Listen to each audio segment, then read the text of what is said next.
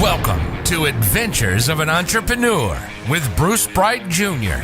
Join the journey to become a successful entrepreneur with someone who's learning from experts and diving deep into the decision-making within his own business. Welcome to Adventures of an Entrepreneur. Today I'm talking with Angel Ribo. He is a CEO consultant. He goes by the CEO Confidant. He coaches CEOs all over the world, has a global brand, also has a deep mission and passion for helping underprivileged kids in Latin America. And we talk in depth about his nonprofit down there and what he does for them. A great guy. I love talking to him, learned a lot. Let's dive into it. Angel Ribo. Welcome to the show, Angel. How are you doing today? Very well, thank you. Thank you for having me, Bruce. And thank you everybody listening to us today. Oh, well, yeah. Thanks for taking time out of your schedule. I know you're a pretty busy guy. Yes, I am, but everybody is. So you're a coach of CEOs, you advise CEOs, but you haven't always been successful in where you are today. Why don't you tell us a little bit about your origin story, about how it all started for you? Yes, well, I mean, it's very early on. While I was in college, back in Spain, I'm originally from, near Barcelona. Since I was in college, I was always like working, and always, as I was able to speak English and Spanish, I always, was on some kind of international, environment, international arena. I was the president of an international organization, while in college. And, I started my international career literally when I finished college, because I started to work actually for the president of the university I studied on. And I started working at his office as an international programs coordinator, something like that. That was the title. And then, I moved to the UK to work for my first, American company ever. And that started starting going from, the UK into Latin America and then to the US. But since the 90s, I always worked for, large American corporations, mainly high tech, up until 2016. And then, I decided to become my own boss. And, as anybody else, you have your ups and downs, and you have, better companies, or maybe the same company and maybe a better boss, or and better leaders that are helping you, make progress throughout your life. And it's always a matter of being open. I felt always like, going from one country to another, conducting business in, I think when I counted the countries, I think it was like 30 something countries I had conducted business. Wow. I always felt myself like, I was a citizen of the world, so it was normal for me to reach out to people, even if I didn't speak their language, or even if I didn't really was acquainted with their culture initially. But at the end of the day, I think that there are these commonalities that allow us as human beings to connect with others, regardless of where you are. It can be as challenging, for instance, right now I'm, originally from Europe and I live in Texas, but you are, you right now live in Alabama. So it can be as challenging for a Texan to get along well with someone in Alabama. But I know you're not originally from Alabama, so you probably also had your challenges when you were younger, moving from one state to another. So what I'm trying to say is that most of our challenges come from uncertainty and maybe not knowing, and maybe being fearful of what can happen in the future. I would say that I was kind of very courageous and a little bit daring when I was a kid, and that probably helped me all the way. Yeah, definitely. I mean, that's a common feature with entrepreneurs. You got to be able to take some risk, and shows it paid off for you, for sure. Absolutely. Yeah. Risk. Yeah. I think risk is relative. Risk is not bad. Risk is not bad. If we were just enjoying taking risks, the problem is that probably when we were kids, obviously our parents love us, so much that they want us to get into trouble, and they want us to survive, right? Yeah. And they try to do the best they can with us, right? But also, I think that the risk has very positive things behind it. The concept of risk. You yourself, I mean, you told me before the conversation that you were a a basketball player, you still play basketball. For instance, we have had in Spain, very good basketball players in the NBA, as you probably know. Yeah. And many of them, those guys really took a lot of risks because Europe was not known in the basketball arena before, but they took a lot of risks. And eventually they became really successful here, and then they went back to Spain, and they made the Spanish national team win many world champions and European champions. Again, I think risk is fun. Risk is fun. We should probably live more in the present moment, as opposed to thinking, oh, what might happen in the future if we did that. Just trust the process. Trust the process. It makes it more exciting too. If there's no exactly. risk, it wouldn't be worth it. Yeah, but you have to live it. People live obviously, not everybody takes risk positively, and and there's fear. And as you know, you interview a lot of entrepreneurs. There's a lot of entrepreneurs right now that they are in fear because of the uncertainty, because of the confusion, because of the frustration, right? Mm-hmm. I post on LinkedIn every single day, and I've been posting, for the last probably 12 months, I've been posting a lot about building bridges, like try to reunite, try to get together. I know there's a lot of reasons why we could be separated, that we could be like we're either on one side of the political aisle or another, or a religious or aisle or another. Yeah. That's the easy thing. In reality, I think that we are all genuinely good, and we are here to do good. I like that. Yeah, there's a lot of division right now, especially if you're watching the news or social media. It just amplifies it. It seems like it's everywhere. But we as broadcasters, I think that it's one of our roles is to be the leaders, to decide what we want to share with the world. Do we want to share unity, or do we want to share, this separation, this polarization? And it's up to us. It's not that we, I don't think we have to take sides in a way in which we have to separate from each other. I think that the beauty of this world is that we can help each other. And, I'm sure that when you started your podcast, you really wanted to make a difference in this world. That's why you did it. You had many choices, right? You could do many things with your time and with your life. And you decided to be the amplifier, right? You decided to be the conduit of, the experience of other people, so that you can help your audience. Yeah. You had choices, and you took this route. So I think that we are in a position of responsibility. This interview is going to be watched and listened to in many platforms, right? Yep. And some people will resonate with the message. And I think that, it's our role to help as much as we can to make this world a better place.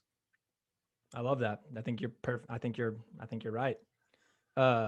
Let's talk about your business, a little bit about what you do. Can you explain? Yes. What you do and how you started it? Yes.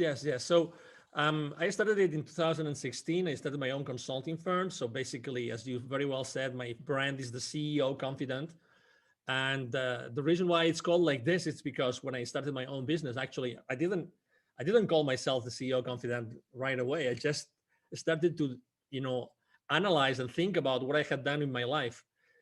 How many companies I had helped, what kind of people had interactions inside those companies, where those companies were. And I realized that I had done a lot of work with a lot of corporations, mainly talking to the high level executives in those corporations. And that's why what I do today, as the CEO Confidant, what we do, because we are a team, what we do is we help both corporate CEOs and established entrepreneurs to bridge the gap globally for expansion and exposure.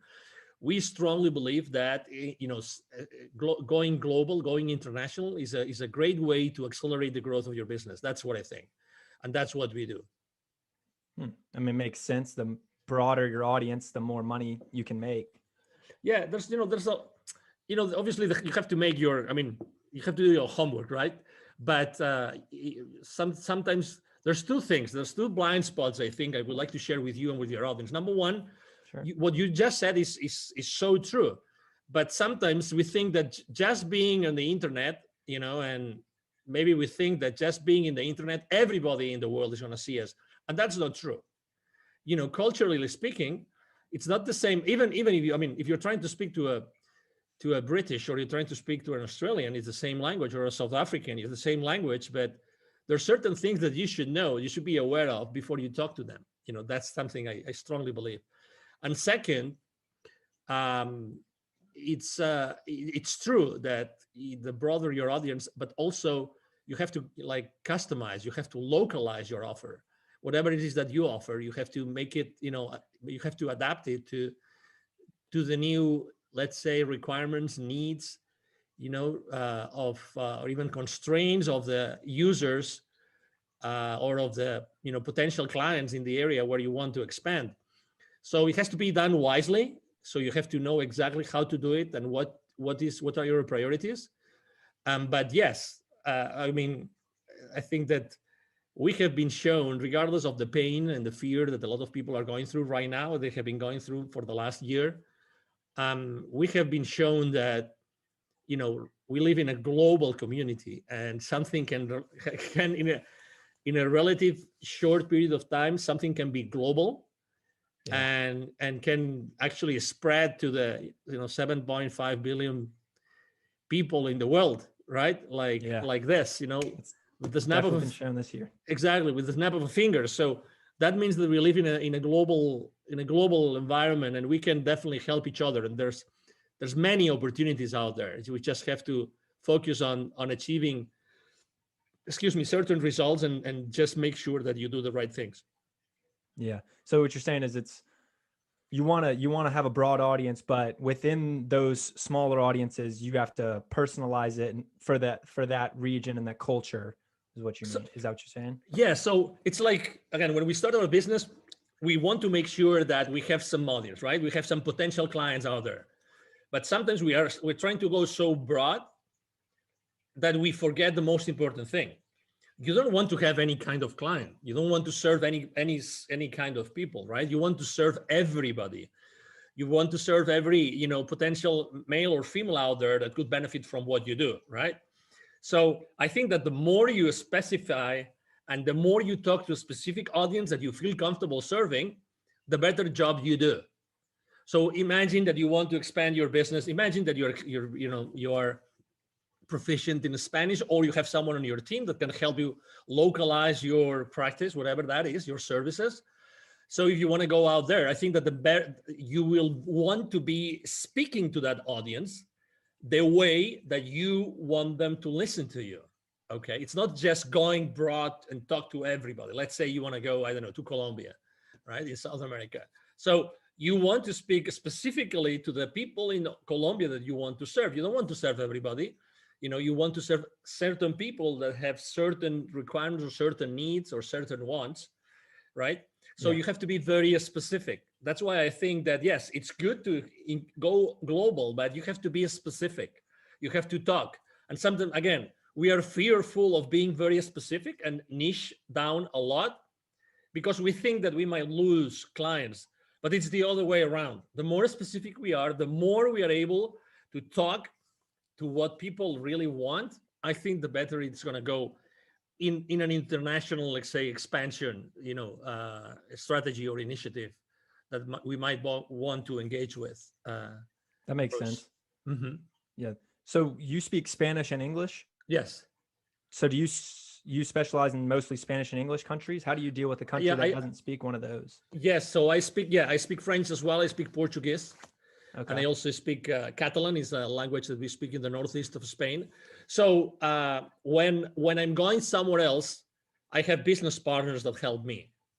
Okay. With French, English, the reality is that you can reach out to, and Spanish, you can reach out to literally, probably over 1 billion, far more than 1 billion people in the planet, right? So, and when I go to, for instance, to a specific place in Asia where I don't speak the language, I typically rely on local partners that can help me, do that, can help me localize my services, speak to the people in their own language, have the introductions that they need made for me, these kind of things. Again, it's this, as anything else. It's like when you're practicing your throw, right? You're a basketball player. It's the same thing. How many times have you tried a certain type of throw? How many? thousands. let's say exactly. Let's say a specific throw that you really like and you're really successful on, okay? Because you're very proud of it. You know, you said thousands, right? So it's the same with a business. I've done this thousands of times for so many people that for me doing that, I mean, I'm not perfect. Obviously, I have my own flaws and I still make mistakes. But in reality, when you do something so many times, you eventually do something right. Yeah. And that's what I offer, right? That's the value I offer to my business partners today. I get that. And so when you were working for these companies and you were helping them, when did it click when you were like, I think I can make money for myself and make a little bit better living for myself? What changed? Because I'm sure you were making good money helping these companies. Yes, exactly. Yeah, absolutely. I think that, everybody finds themselves, uh, everybody finds a point in time, a moment in your life in which you think that you have to do something else, right?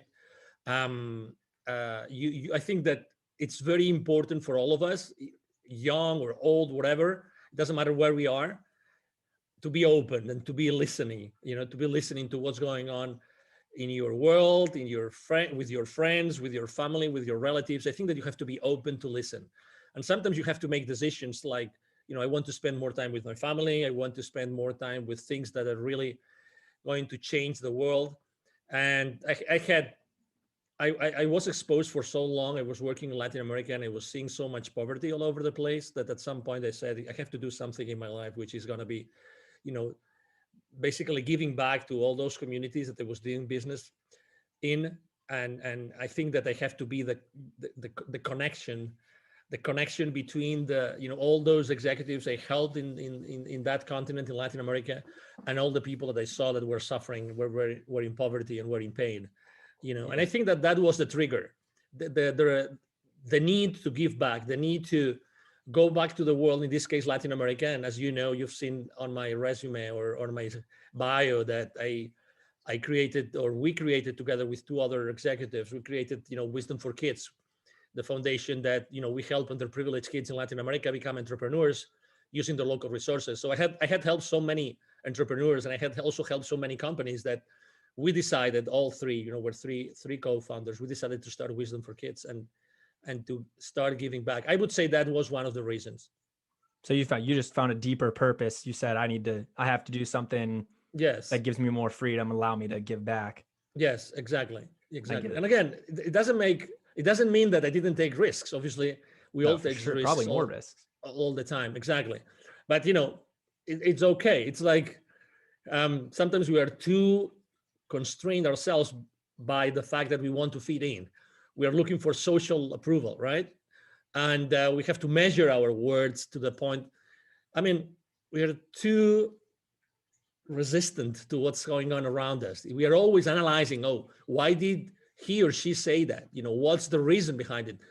I mean, is it possible that someone doesn't really have an agenda and that person is just who they are and they just say whatever they feel? And, I think that things are already too complicated to overcomplicate them more and overthink stuff. I think, honestly, regardless of where everybody is right now, I think that we all have a good heart. We all want to help each other. And and even if we burned some bridges last year, because it was a tough year for everybody, we always can rebuild those bridges, and we always can do a better job as a community. And I really think that, again, as I said before, your role as a broadcaster right now, it's really, really important. You're really here to do extremely important things. And obviously we all start from small, right? But still, I mean, you're exposing yourself, and you could have looked for a super fancy studio and everything. I mean, I see that. I mean, I see where you are. I picture myself where you are right now, and I feel so much identified with yourself, that again, you're being yourself. You're fearless, and as you are exposing yourself, and that's sometimes it can be weird, and you can you can be uncomfortable with what you're doing, and but it takes. I remember the first time I shot a video with myself of myself, the first time ever on Facebook that they went live. I mean, I was under so much pressure. I mean, I wasn't interviewing anybody. It was just myself talking about myself and about my life. And I was under so much pressure that as soon as I hit, stop broadcasting, stop on Facebook, I remember crying like a baby just because the pressure was so high. It was so, and I had been in front of literally over 1,000 people on a board, on a ballroom. I have spoken publicly for many, many, many years, but still, we are human beings, and we have to acknowledge our limiting beliefs and our fears. That's who we are. Yeah, I kind of pieced this together. I'm in my closet right now. I kind of turned it into a studio. Cool. I built a desk in here. That's what my computer's on. My sister painted this banner. So I'm just kind of. How old is your sister? Huh? How old is your sister? She's 19, about to turn 20. Yeah. Awesome. So she's in college too, but yeah, I asked her to paint me something and she knocked it out. You see how simple it is? I mean, you're a great example, Bruce. You're a great, great, great example of what we should all be doing. And my favorite mantra when I speak with and work with, both corporate executives and with entrepreneurs is take imperfect action now. Take imperfect action now. I like that. So, yeah. So, I mean, I love it that you involved your sister. I love it that you're doing it in the closet. So, you have your own space, like your private space, right? And you also have, there's a jersey on the wall. So it means that you like sports, right? Yeah. And people that know more about NFL than myself, they will identify, or football, will identify that jersey better. I'm coming more from a soccer kind of life, being originally from near Barcelona. But yeah, again, what does it take to start your own broadcasting station, right? So not much, just wanting to do it. Yeah, not a ton. It's just more time, really, more effort than anything. Exactly. Want to do it. Exactly. So it's you're a great example. So I really congratulate you, Bruce, for what you're doing. Well, thank you. I like what you were saying about everyone is generally good, because that's a positive outlook. I think it shows something about your mindset. I like talking about entrepreneurs' mindsets and kind of how they think. And most of the entrepreneurs I've met all have very positive mindsets. They're always seeing opportunities in things. And the fact that you said most people are generally good, it's kind of a glass half full perspective, which I think is really cool. Have you always been a positive kind of guy? I think looking for opportunities? Yeah, I think that everybody is genuinely good. Everybody, honestly. But we, again, sometimes we get into that space in which we want to defend ourselves. We want to, try to justify ourselves, which we really don't need to, because when we do that, we're trying to fit in. We're trying to be socially acceptable for someone or some group, whatever that is. Again, I'm as you can imagine, I'm extremely respectful. The only way you can do business in so many countries is if you are extremely respectful and you honor the cultures and the people that you meet all the way, right? For so many years. And obviously, if you walk your talk, right? If you walk your talk, that's the only way you can do it.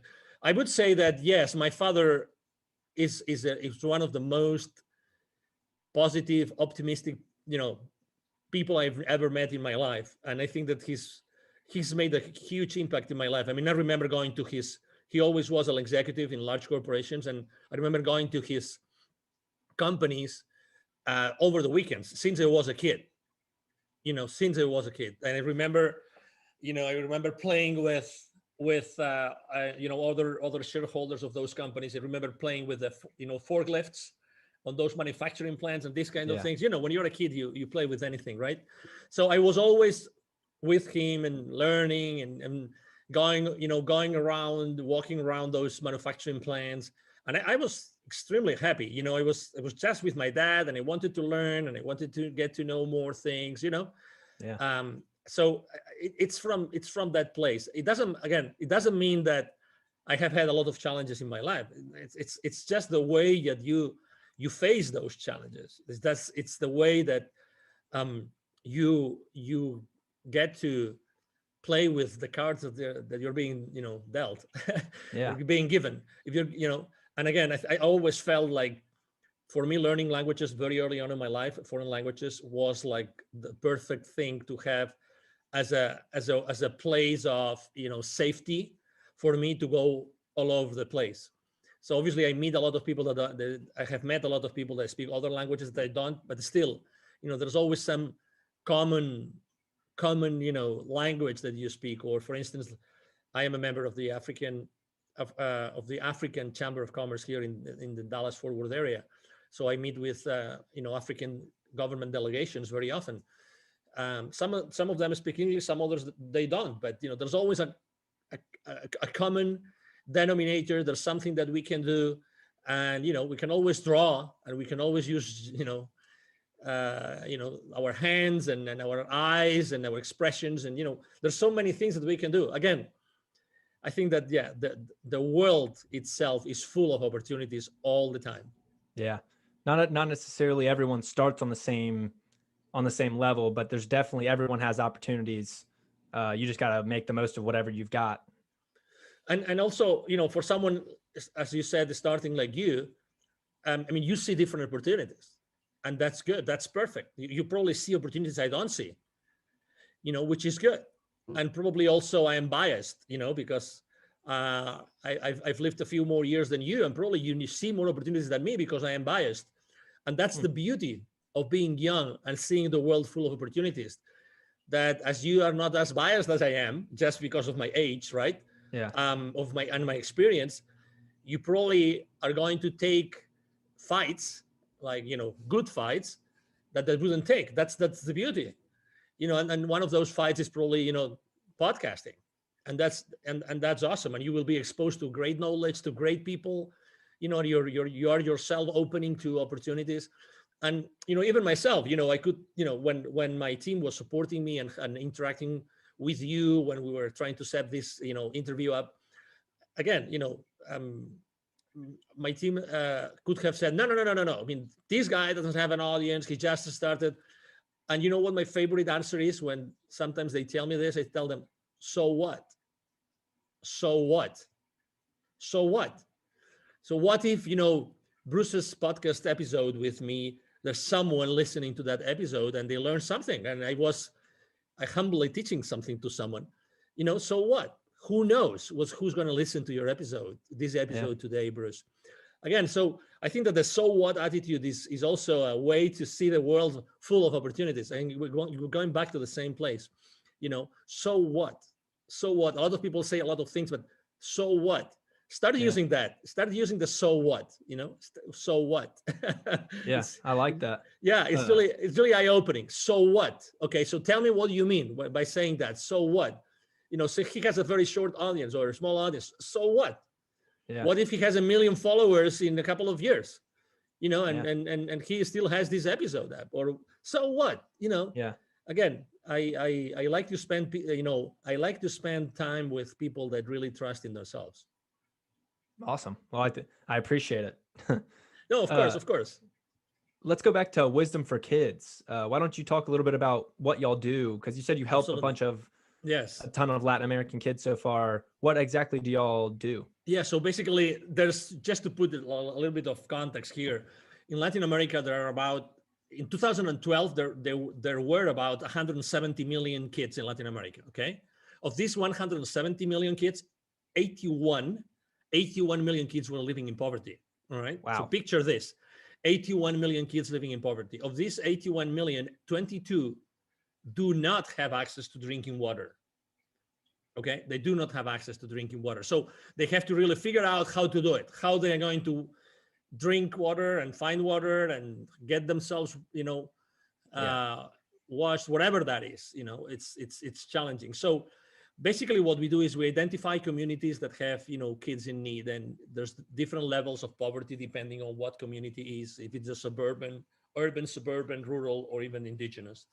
And then we go to those communities, we talk to the community leaders, and then we ask them, we would like to do that. The first question they always ask us is, how much is it going to cost us? All the time. How much is that going to cost us? And we always say the same thing, nothing. And then they say, why? Wow, that's awesome. Why would you do that for our kids? And I say, well, because it's our mission, right? And we don't have any hidden agenda. That's what we do. Actually, we are extremely cautious about all the information that we gather from the kids. We really don't have a registry. We don't keep any information. We just make sure that we are connected to these community leaders. And then we go to those communities. We ask those leaders to bring all those kids together, and then we basically deliver them workshops. We have those workshops in which we basically work a lot with those kids so that they realize, we inspire them to realize that they really can do anything with their lives, and they can really do great things in the world. We believe that every human being has an unlimited potential, and the kids, obviously, they have much more potential than us because they still haven't been biased by adults and education and the rest of things that in society that try to kind of cookie cut us. And probably you understand what I mean. I get so it. it's beautiful to go there, and we really focus on the mindset, really, because we believe, number one, we know they're poor kids, and sometimes or very often their families are not properly structured. Okay, so maybe they don't have parents, or they only have one parent, or maybe they have tutors, or they have relatives taking care of them. So we work a lot on self-esteem, a lot, and we do very uncomfortable and not uncomfortable and unconventional things with them. Like it's not a whiteboard kind of teaching or training workshop. No. It's experiential. Okay, so we dance, we jump, we sing, we play, and we have a lot of interaction. So it's 2 hours, like we are fully onto the experience. We as volunteers of Wisdom for Kids, and we even do we have a meditation, a 20-minute meditation, full of very powerful affirmations. Right. So the outcome of those workshops is typically that those kids say, wow, they didn't know that was possible. They didn't know that they really deserved everything that they do. Because again, we do a lot of work on their mind because when you really are able to connect yourself as the volunteers of Wisdom for Kids with those kids at we call it at a certain energy level, because the kids jump and they want to have fun. If you've ever babysat someone, or you've been in a classroom with young kids of an elementary school, for instance, that they really want to have fun. The kids want to have fun. If you give them an excuse to have fun, the first 5 minutes of the workshop is dancing a song. And it's one of those very, like, I would say, dance electronic song, very like, super, jacked up kind of song. The kids love it. I mean, they don't know me of anything. I love to start the workshops myself. They don't know me of anything, but as soon as I start jumping and doing silly stuff before them, in the front of whatever the auditorium is, or the class is, or the room is, they start jumping with me. They just want to have fun. Yeah. And that's this childlike attitude that very often I talk to entrepreneurs and to executives, which is this curiosity. And it's wonderful to be able to work with kids, because they have this intact curiosity to embrace what you're telling them. And we ask them, what do you want to be when you grow up? What would you like to do? And sometimes they say, I would like to be a police officer. I would like to be part of the army, whatever that is. And we help them understand that whatever they want to be is going to be okay. They don't have to be whatever the society is going to tell them. Be whatever you feel like is going to make you happy. We need to be more happy. We need to be, and we want to teach that to them. And we make sure that they keep on like doing the same things that we do during the workshop, and we give them a booklet, literally. And we obviously, all the community leaders know where to find us. And and we know that we really make a difference every time that we go to one of those communities. Wow, that's awesome. I was gonna call it education, but it sounds more like an inspirational kind of experience It is. rather It is. than rather It than is. just education. Exactly. It's been studied. Training is training, and you learn stuff or you remember stuff. It's like let me make a comparison here. It's like I think that our lives are very often like there's milestones in our lives which are related to specific songs, right? So I think that there's certain titles or tunes that when you hear them again, immediately you go back in time and you remember certain things that happened when you were listening to that song. Yeah. That happens to me all the time. I mean, I love music, I love dancing, and it happens to me all the time. So that's why I think that those kids, well, I don't think, I'm sure, because obviously we go back to those communities and we talk to the community leaders and to the volunteers. They remember us. They remember us. They see us when we go back to the community and then remember that they had a blast with us because they will never forget that experience. They never had that experience before. I mean, we spent, Bruce, so that, we spent 2 years and 2 PhD students working on this workshop. I mean, 2 PhD students in the educational arena, right? So there was one of our founders. He's a professor. He's a former professor of actually 2 different colleges in Mexico, and he taught thousands of teachers. So right now there's thousands of teachers in Latin America that were educated by this gentleman. Yeah. So, and he has like 70 plus textbooks right now being used. So wow. We really took it seriously. We really wanted to make a powerful workshop that would change the lives of those kids, during and after our delivery of the workshop itself or themselves. Yeah. And where do y'all get these volunteers? Are these local volunteers, or do you bring them from America? Actually, they can. We receive requests, all the time. If you go to wisdomforkids.today, there's a place where you can actually sign up as a volunteer. Wisdomforkids.today, and that's where we get our volunteers. Obviously, also the word of mouth. When we go to communities, people want to engage, people want to be with us, and people want to be able to be part of this and follow up with the families afterwards. That's why I said what I said before. I think that people are genuinely good and they really want to make a difference. Yeah. Just had a question. I forgot. Well, that's okay. So back to your business, do you have any like future goals that you see yourself 5-10 years down the road? Do you have kind of like a vision?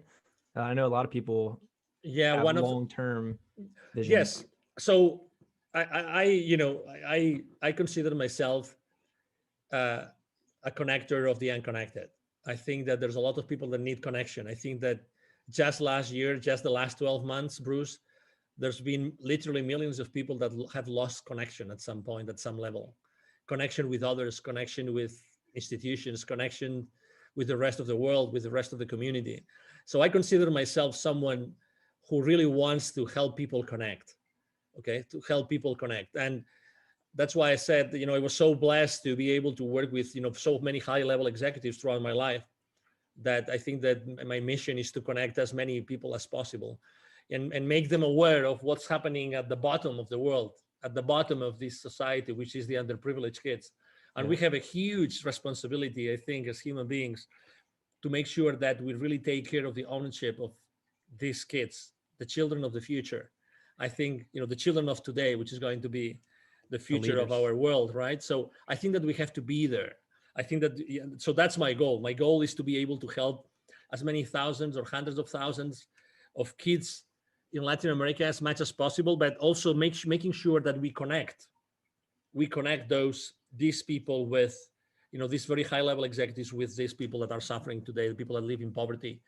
And that's my goal, to keep on being a connector, to keep on being extremely present in the corporate world, but making sure that my message transpires, the message of supporting the ones that need it the most. Okay. And that's what I am. I consider myself, I sometimes, interview, C-level executives, and I'm extremely picky about the interviews I conduct. But when I do that, I make sure that there's always a message. There's always this individual that has this amazing personal story that eventually kids can relate to. I remember, I mean, when I started Wisdom for Kids, actually, I started recording messages from CEOs and from C-level executives, so that I could use those messages to inspire the kids. So actually, I bring those messages from CEOs in America to Latin America to show those kids that they can become entrepreneurs when they grow up. That's awesome. That kind of ties back to your global brand, because the more reach you have as a brand and as a person, the quicker you can accomplish this mission or help more kids. Absolutely, I agree. Yeah, I totally agree. I mean, I couldn't agree more. It's like, again, my exposure, my impact, my influence is just it's just a conduit for being able to help the most underprivileged be inspired by the most enlightened, or the most empowered, or the ones that really have powerful messages, or the ones that have accomplished so much in the world today. That's why, again, my presence in the corporate world is so strong, because I want to nurture all those relationships so that we can all together reach out to the most underprivileged, but together. Yeah, I love that. I like talking to people with a deeper purpose, and that you clearly have a really admirable one. Thank you. I also ask this. I usually ask all the people I interview this because it's interesting to me. Do you have a morning or night routine that you kind of stick to? Because I've found that most entrepreneurs they're like really rigid in their morning routine. They wake up and they do the same thing, kind of. Do you have one of those, or? Well, I have affirmations. I have to say, I used to. So depending on I mean, number one, I really don't want to be hard on myself. Okay, so everything I do is fine, and I am very compassionate with myself, because otherwise, there's so many things going on in my life, and I have kids, and I have to take care of the kids and the family and the business and my clients and my team and everything, right? So that's the first thing I would like to say. So I mean, there's things I do, and I do consistently, and there's other things that I do from time to time. So, for instance, I have my favorite affirmations. I have my favorite YouTube channels that I follow. That I have my favorite videos that I play in the morning. I have my favorite things I journal on, and that's what I feed my my brain, and what I feed my being. Yeah. I meditate every single morning, and I have a meditation group that I meditate every single morning. I've been meditating with them for the last 1,100 something days, literally. Wow. Every single morning. We are a group of 9 people from many different places, and we follow a practice which is called the intention experiment, which was intention experiment, which is actually inspired by a book called the same way, in the intention experiment, by Lynn McTaggart. Which every week we intend for something different, and it's actually one of the anchors of my day. You were asking for this, so yeah. I think that it's really nice to start the day in a place where you are actually giving yourself, for others, and intending for something. We intend for something good every single week, and it's a nice way to start the day. Awesome. Yeah, I asked that because I usually try to pick up a few and try them. So I've been taking cold showers every day, and that's terrible, but I've been doing it for like a week now. I wake up at 6 a.m. every day now for like the past month or month and a half. I don't journal. Journaling is the one I just can't get myself to do. I don't know how to do it. I'm not good at it. But meditation is something I've tried. It's hard. Yeah, I do the shower. It's funny that you mention it. is one of those things that I have so much already incorporated into my life that I didn't give it the importance that it deserves. But I've been taking cold showers. Even when I go to Canada in the winter, I take cold showers wherever I am for the last 5 years. Wow. So I mean, when you take a cold shower and it hurts. Yeah. It literally hurts. So yes, I think probably that's keeping me so enthusiastic and passionate and young and and energetic and everything. So yeah, I mean, just I think if you're not still getting into journaling, that's fine. It's okay. Just keep your journal next to your side table, in your bedroom. That's it. And one day you will start using it, and until it becomes a habit. But again, don't be so hard on yourself. You have to be happy, because the thing about getting hard on yourself, until you don't really do it every single day, you typically become very hard. You and then you are remorseful. Oh, today I didn't do that. Oh, today I didn't do that. Today I didn't do that. So I tend to be so flexible all the time, because I've learned to be flexible everywhere I go. I have to be flexible. I have to adapt to people. So other things that work for me, yes, let's do it. If things maybe I'm not used to, it's okay. Yeah, I'm gonna try the journaling thing. It's difficult, but I like the cold showers so far. It's energizing, and it's just kind of like a mental test almost, just like putting yourself through something that's not fun just because you can control it. Yeah, that's why I like it. It's true. And you have a choice in the morning. Every morning you have a choice, right? It's either cold water or warm water or so, right? So I like it. I like cold showers already. All right. So before I wrap it up, I usually end it with this question. What kind of advice would you give someone who's on the fence about starting a business? They've always maybe thought about starting a business, but they never have. Maybe they're at a job they don't like, or maybe they're young like me and just don't know what to do with themselves. They're thinking about starting a company. What would you say to them? Start with a very simple thing that you really like and try it out. That's what I would say. I mean, how many, I don't know, just to ask you, when did you start your podcast, Bruce? My podcast, December of last year. Okay. So how many people have you interviewed already? 10 maybe. Okay, 10. Good. Well, so those are 10 potential friends, 10 potential business partners, 10 potential clients, 10 potential, you name it, and that's it. Again, just pick something that you like and do it. I mean, that's why I always say, take imperfect action now. It's much easier than what you think. Reach out to people and see what they say about what you have to offer. That's it.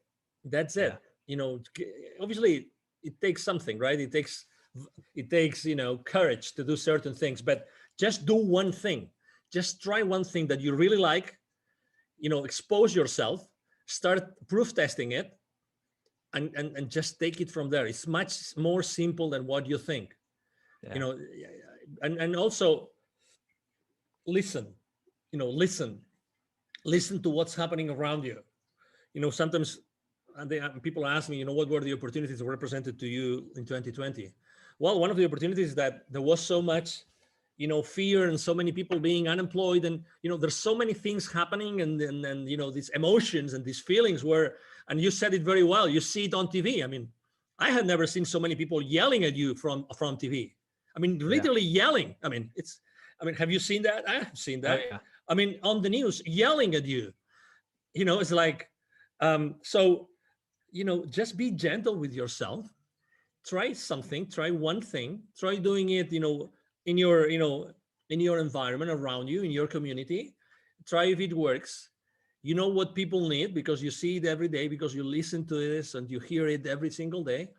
And that's it. Try it. Try it. I was the other day delivering here in the Dallas-Fort Worth area for one of the business accelerators. I was delivering a webinar on pivoting, on reinventing yourself, right? Yeah. So, hey, it doesn't take anything to reinvent yourself. Just try it out. Just try it, proof test it, look for people around you, your friends, your business partners, your acquaintances. Ask for references, ask for people that you would like to talk to, and eventually you will be delivering so much value that you will be able to charge for it. Yeah. So don't be hard on yourself. Start somewhere and start giving away value. Talking to potential clients. It's much simpler than what it looks like. Really, it's much more simple. I know there's fear. I know that, you have to pay your bills. I know that you have probably your mortgage. I mean, I get it. I was there too. I mean, I understand it. I know that you have probably your college, loans, all those things. I mean, I know that, but still, what does it take to you to choose between, social media browsing or reaching out to a potential client? One game on TV, as much as I like sports, or talking to someone that can become your business partner. Yeah. Again, it's your choice. It's your choice. It's your choice. I mean, as Tony Robbins says very well, your wealth is proportional to the amount of people that you serve. So start serving people. Start to serve people around you, and you will find the solution. You will find the answer that you're looking for. That's great. And you can always tweak it as you go, make it better. Absolutely. You can. The imperfect version you're going to put out isn't going to be great, but you might get the ball rolling. Yes, exactly. Yeah, great. Is there anything I haven't brought up that you want to talk about that you're excited about? Oh, no. Maybe just to give your audience my contact details in case they wanted to reach out to me. Again, my name is Angel Ribo. Ribo spelled as in R-I-B as in boy, O. And my brand is the CEO Confidant. You can see me. You can find me very easily online. I'm everywhere you can think of. The CEO Confidant, Angel Ribo. You can go to LinkedIn. I'm very active there. I post every single day. I post both business-related content and personal. I believe strongly in building bridges and helping people. I have supported so many people launching their initiatives, their podcasts, launching their books. So many things. And if you want to reach out to me directly, just send me an email to angel@angelribo.com. Angel@angelribo.com. Again, Ribo spelled like R-I-B as in boy, O. And thank you so much for the opportunity, Bruce. No, yeah. Thank you for coming on. Perfect. We'll put all that in the show notes also, so they can get it there. Beautiful. Thank you. I appreciate you, Bruce. And thank you, everybody listening to us today. Yeah. I'll talk to you soon. Talk to you soon. Bye-bye. Yeah. Thank you guys for listening to this episode. Please rate and review the podcast if you are enjoying what I'm talking about. I'm trying to grow the podcast and get it up in the rankings. I'm having a great time doing it. I hope you guys are enjoying it. I've got some big interviews planned for the future, so stay tuned and talk to y'all later. See ya.